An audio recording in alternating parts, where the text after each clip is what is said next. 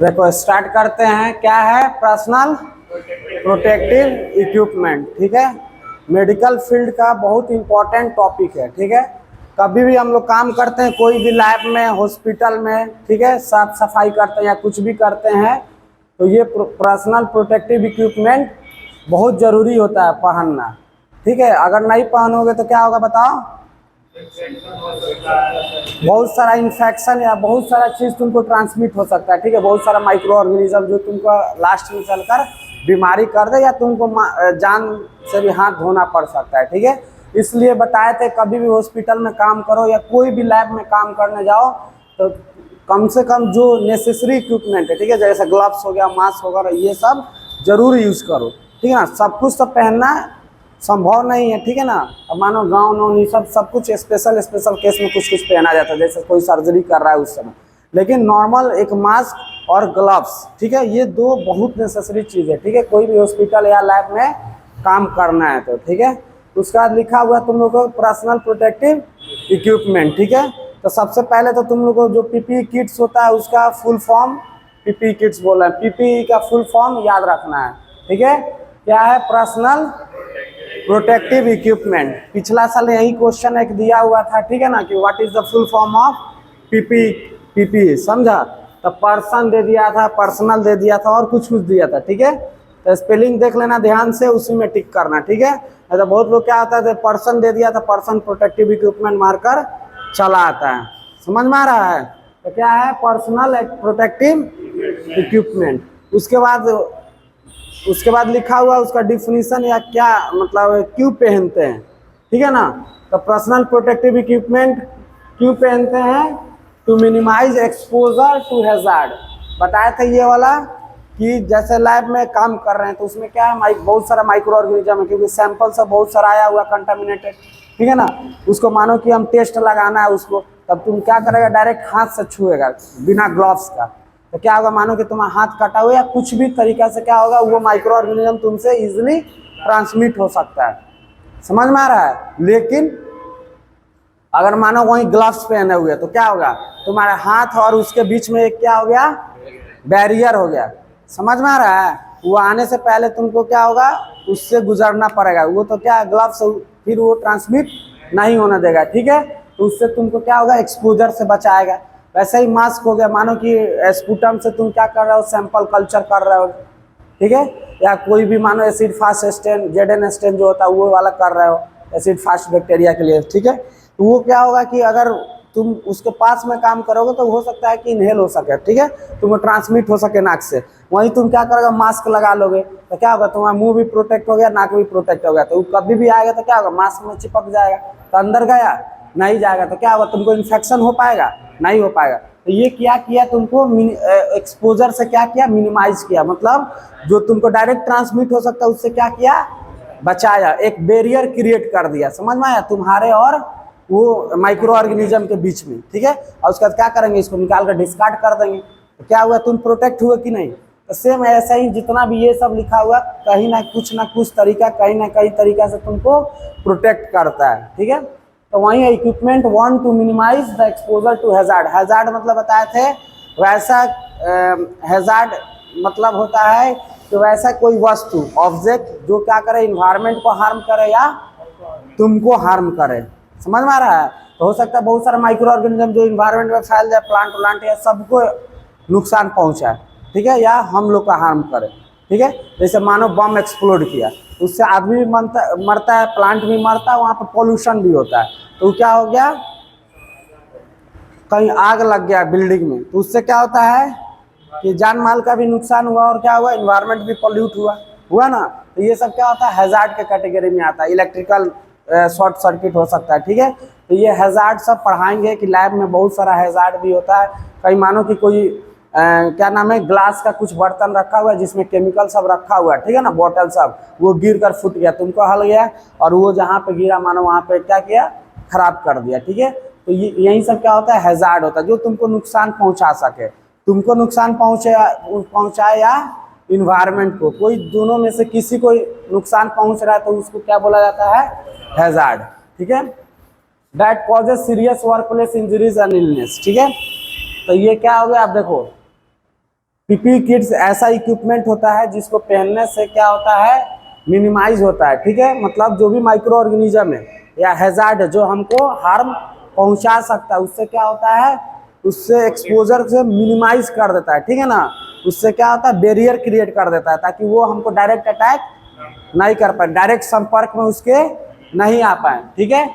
और क्या कर सकता है, सीरियस अगर मानो कि मिनिमाइज नहीं किया तो क्या हो सकता है, वो हमको बीमार कर सकता है और या इंजुरी कर सकता है। समझ में आया। जैसे गम बूट है, पहन लिया मोटा वाला जो बताए थे, जो ढलाई वलाई में सब पहनता है, वैसा ही मोटा वही नहीं होता है, उसी टाइप का होता है, ठीक है। तो वो क्या होता है, बहुत मोटा लेयर का लेदर का मानो कि क्या हो गया, शूज हो गया। तो मानो उस पर एसिड गिर गया या कोई भारी चीज भी गिर गया, समझ में आया, कोई मशीन भी गिर गया या कोई केमिकल नहीं गिर गया तो तुमको नुकसान नहीं पहुंचाएगा, तुरंत खोल के हटा सकते हो, क्योंकि मोटा लेयर है, उसको अंदर पेनिट्रेट करने में टाइम लगेगा। लेकिन वही ये सब शूज हम लोग पहनते हैं, ये क्या होता है, कपड़ा का होता है, एसिड उसिड होगा तो वो तो जलाएगा ही, पैर को भी ले जाएगा। समझ में आ रहा है। तो उससे क्या हो गया, बचाया ना गम बूट्स। तो इसी को बोला जाता है पर्सनल प्रोटेक्टिव इक्विपमेंट जो हमको बचाए, ठीक है। अब इसके अंतर्गत क्या क्या आता है, तो सबसे पहले ग्लव्स आता है, मास्क, उसी को फेस मास्क लिखा हुआ है, ठीक है। गाउन आता है, देखो फेस मास्क के और रेस्पिरेटर भी लिख सकता है, क्या चीज, रेस्पिरेटर। एक तो नॉर्मल फेस मास्क आता है, ठीक है। एक देखा होगा कि यहाँ पे रेस्पिरेटर टाइप का यहाँ पर नोजल सब दिया रहता है ना, उसी को रेस्पिरेटर बोल दिया जाता है, कोई दूसरा चीज नहीं है। समझ में आया। उसके बाद है क्या चीज, गाउन और एप्रॉन। गाउन क्या होता है, बताया था कि सर्जरी के समय जो डॉक्टर लोग क्या करते हैं, ये ब्लू क्या होता है, ग्रीनिश टाइप का होता है ना, यहाँ से लेकर नी तक रहता है, उसी को गाउन बोलते हैं। और एप्रॉन जो ये तुम लोग मेडिकल कॉलेज में जो भी स्टूडेंट पहनते हैं या हॉस्पिटल में भी पहना जाता है, ठीक है। तो वो एप्रॉन व्हाइट कोट हो गया, ठीक है। गम बूट्स मतलब बता दिए कि लेदर का बूट रहता है, थोड़ा मोटा मोटा रहता है, जो ढलाई वलाई में यूज करता है, ठीक है ना। उसी से क्या होता है कि थोड़ा उसी टाइप का होता है, मोटा होता है, ठीक है। तो मोटा होगा तो मानो कि कोई ऑब्जेक्ट भी गिर गया तो कुछ होगा, नुकसान नहीं पहुंचेगा, कोई रिएजेंट गिर गया, कोई भारी चीज गिर गया तो वो हम मेरे पैर को बचाएगा। समझ में आ रहा है। उसके बाद क्या होगा, हेयर कैप। हेयर कैप देखा होगा कि सर्जरी या हॉस्पिटल में जो भी नर्स या कोई भी काम करता है डॉक्टर लोग, वो क्या करता है, लगाया हुआ रहता है हेयर कैप, जो हल्का ग्रीनिश टाइप का या ब्लूइश टाइप का आता है, ठीक है। प्रोटेक्टिव गॉगल्स, ठीक है ना, ये नॉर्मल गॉगल्स नहीं है जो हम लोग पहनते हैं, वो वाला नहीं रहता। वो क्या होता है, यहाँ से पूरा चिपका हुआ रहता है, ठीक है ना, ताकि क्या करे कि कोई भी अगर मानो फ्यूम निकलता है, फ्यूम मतलब क्या होता है, केमिकल से जो फ्यूम नहीं निकलता है, वो क्या होगा, आंख में अगर मानो पड़ेगा तो क्या होगा। अब नॉर्मल हम लोग चश्मा पहनते हैं, उसमें आसानी से पड़ सकता है, जा सकता है कि नहीं, तो मानो हो सके तो इरिटेट कर सकता है या आंख तुम्हारा डैमेज कर सकता है, या एसिड है मानो वो पहना रहेगा तो साइड से चला जाएगा, या कुछ फूटा एक्सप्लोड किया तो जाग सकता है, तो आंख क्या होगा, डैमेज कर सकता है, खराब हो सकता है, ठीक है। तो वो क्या होता है, स्पेशल टाइप का आता है, ठीक है ना। ये पूरा क्या रहता है कि देखना है, चिपका हुआ रहता है, ठीक है ना।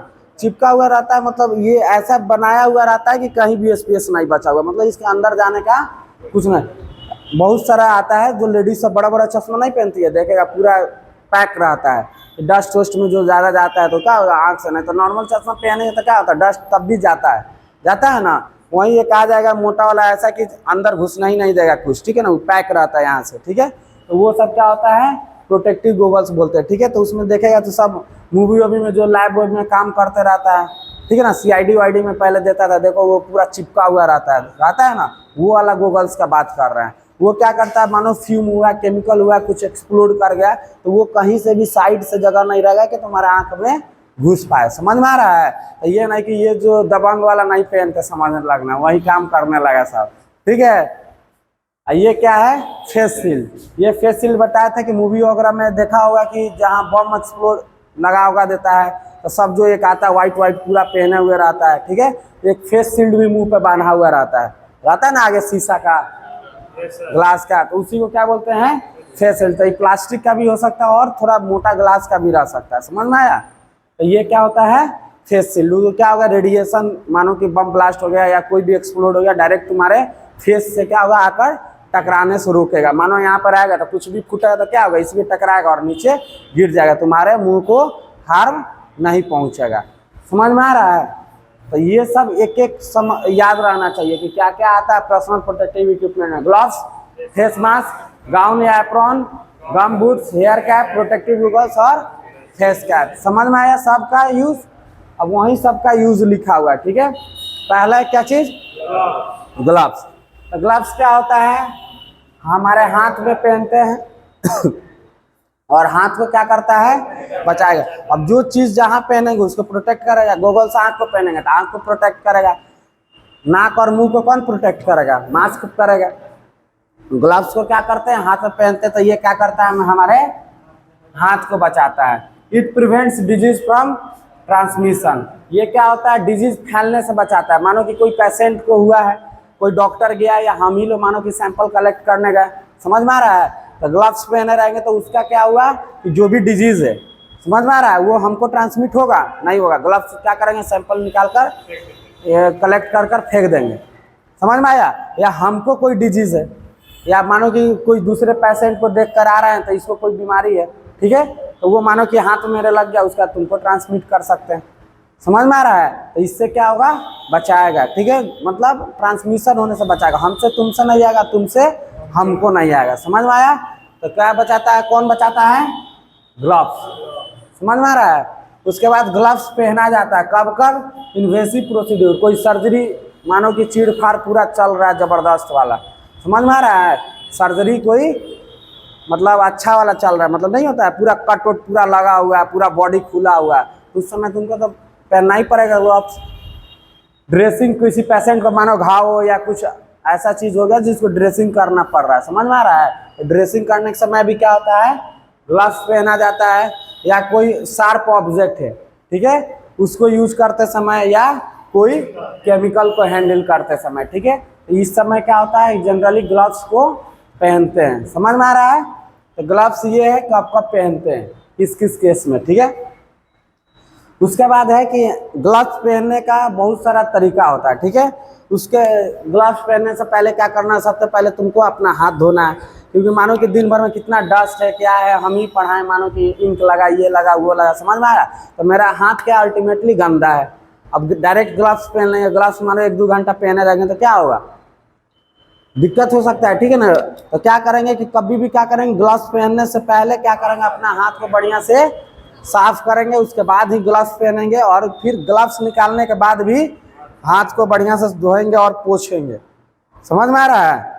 तो हाथ धोकर बढ़िया से पोंछना है, फिर ग्लव्स पहनना है। ग्लव्स निकालने के बाद भी हाथ अच्छा से धो लेना है, पोंछ पाछ के थोड़ा सा हाथ भी सैनिटाइज कर लेना है, ठीक है ना, ताकि अगर मानो कि गलती से कोई लीकेज रहा ग्लव्स में या कहीं थोड़ा सा फट उठ गया या किसी भी माध्यम से माइक्रो ऑर्गेनिज्म हाथ में चला भी गया है तो क्या होगा? वो सैनिटाइज हो जाए, खत्म हो जाएगा, ठीक है।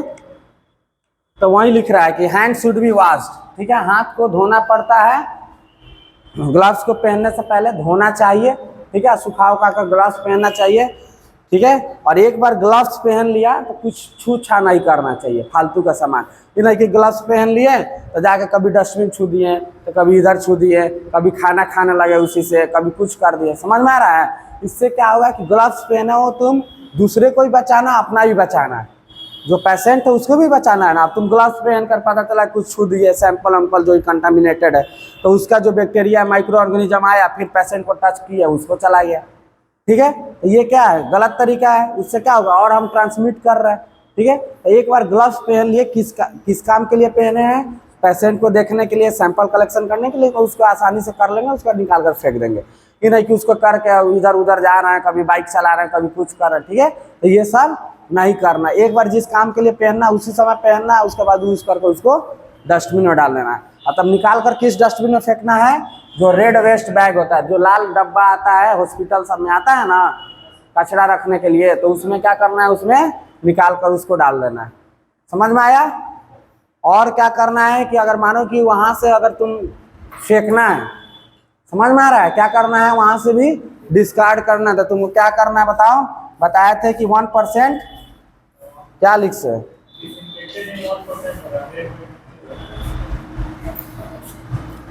डिस्पेक्टेड इन 1% हाइपोक्लोराइड सॉल्यूशन, हाइपो, ठीक है ना।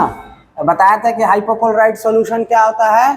ये बैक्टीरिया डिसइंफेक्टेंट होता है, ठीक है ना, बैक्टीरिया को क्या करता है? मारता है, ठीक है ना, किल करता है या ग्रोथ को रोकता है।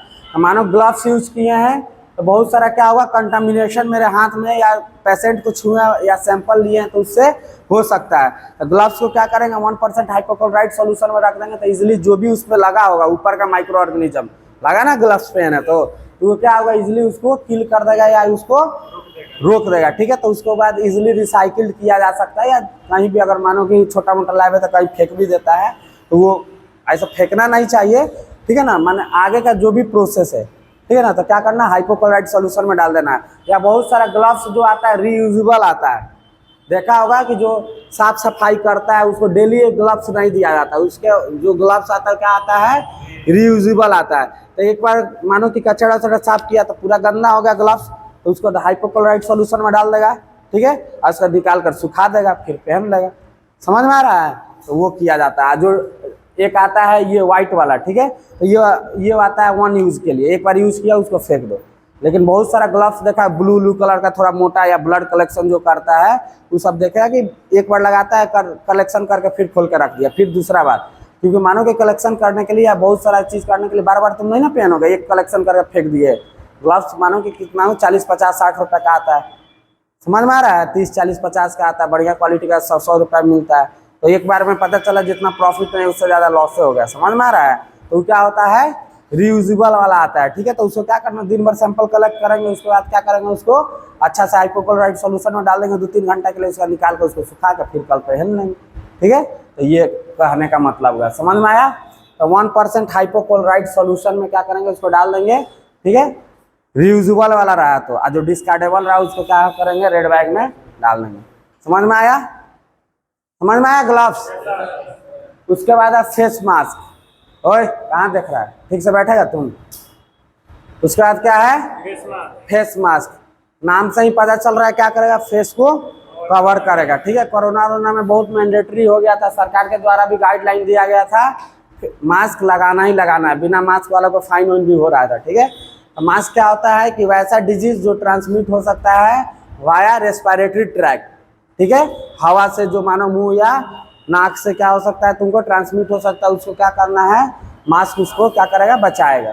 ठीक है, उस इन्फेक्शन को। तो फेस मास्क क्या होता है बताओ, नोज और माउथ को क्या करता है, कवर करता है। तो नाक के द्वारा जितना भी इन्फेक्शन फैल सकता है, ठीक है, रेस्पिरेटरी ट्रैक के द्वारा, तो उसको क्या करेगा, प्रिवेंट करेगा, बचाव करेगा।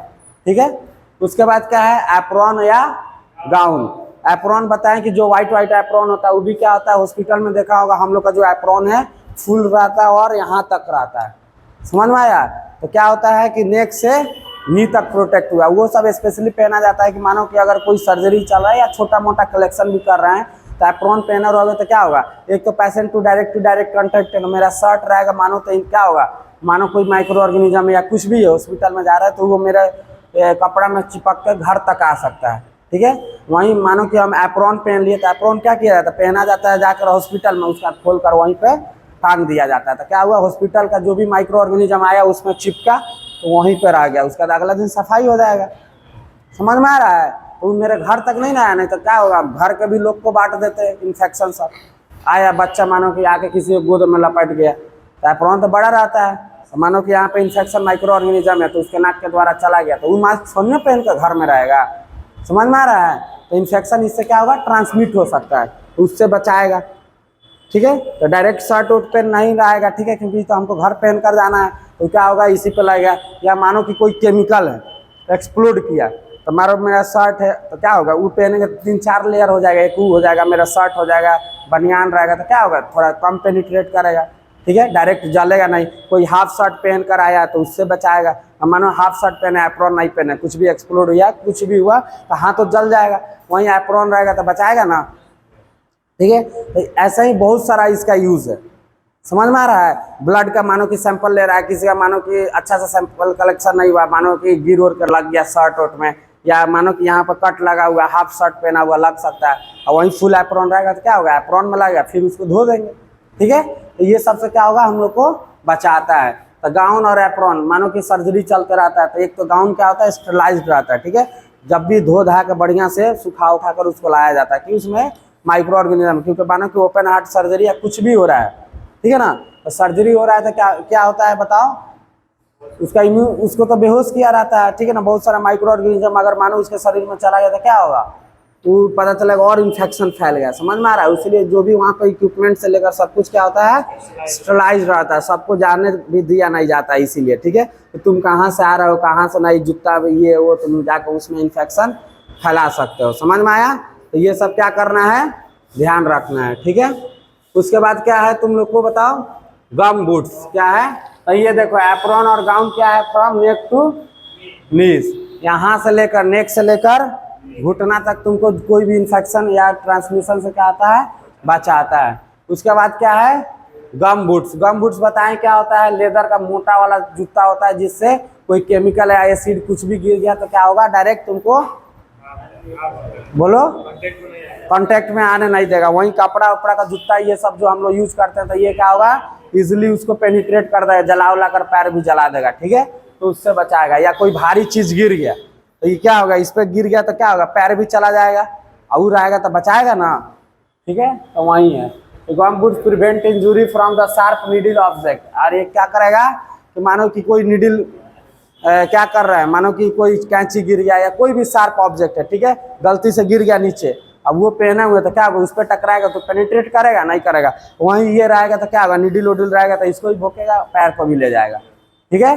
तो क्या होगा, हमको डेंजर है। या मानो कोई नीडल ही मानो कि गिरा हुआ है, ठीक है ना, क्या हुआ है, गिरा हुआ है, ठीक है, तो मानो कि वो क्या होगा, पैरों में गड़ सकता है, ठीक है, तो उससे भी क्या होगा, बचाएगा, ठीक है ना। तो इसको क्या करना, ध्यान रखना, ठीक है ना। तो गम बूट्स क्या होता है, prevent injury from sharp medical object and prevent spillage of material. और क्या करेगा बताओ, अगर मानो कि कोई चीज बिखरा हुआ, कोई केमिकल गिर गया या उसके उस पर गिर गया, तो उससे क्या होगा, तुमको प्रिवेंट करेगा, बचाएगा, ठीक है, नुकसान से।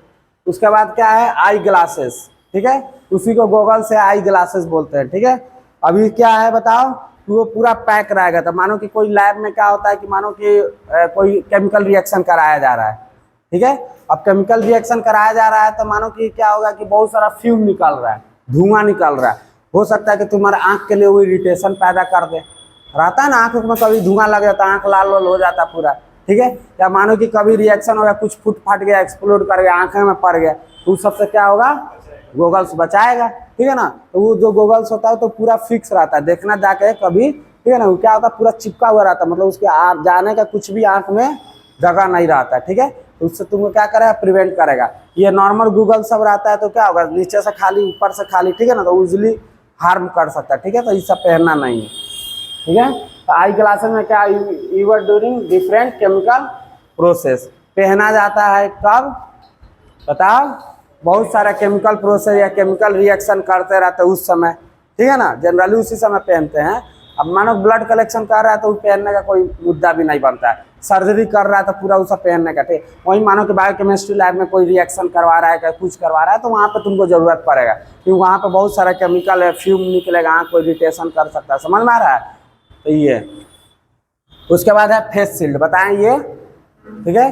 तो ये क्या होता है बताया कि बहुत सारा जो एक्सप्लोजिव होता है, बम वम आता है, तो वहाँ पे क्या होता है, वो सब लगा कर जाता है, ठीक है। तो क्या होता है, बम फटा या कुछ भी है तो एक तो मानो कि कुछ भी उस उड़ कर आया मुंह पर तो उससे बचाया, दूसरा रेडिएशन सबसे भी क्या होता है, बचाता है शरीर फेस को, ठीक है।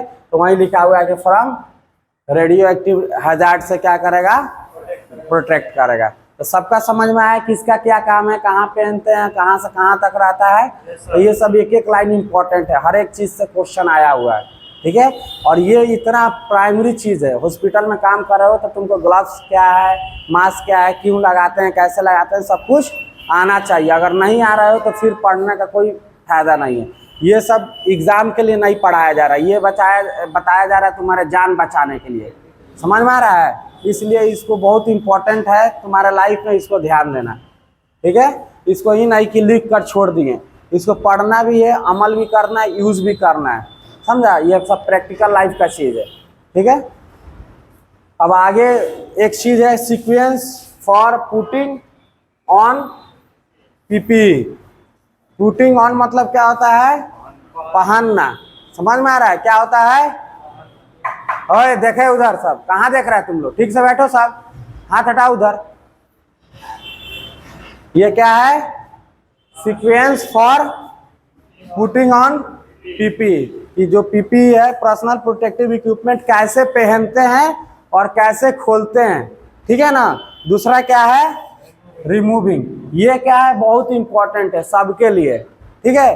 क्योंकि मानो कि बचाव तो कर लिए, तो उसके बाद क्या है, जितना भी पर्सनल प्रोटेक्टिव इक्विपमेंट पढ़े हैं तो सब में क्यों पढ़े, ताकि माइक्रो ऑर्गेनिज्म डायरेक्ट तुमको कांटेक्ट नहीं कर पाए, तो वो क्या होगा, आकर उस पर फंसा होगा, तो उसको बढ़िया से अगर नहीं हटाओगे तो फिर तुम कंटामिनेटेड कर लोगे, फिर पहनने का कोई फायदा भी नहीं है। समझ में आ रहा है।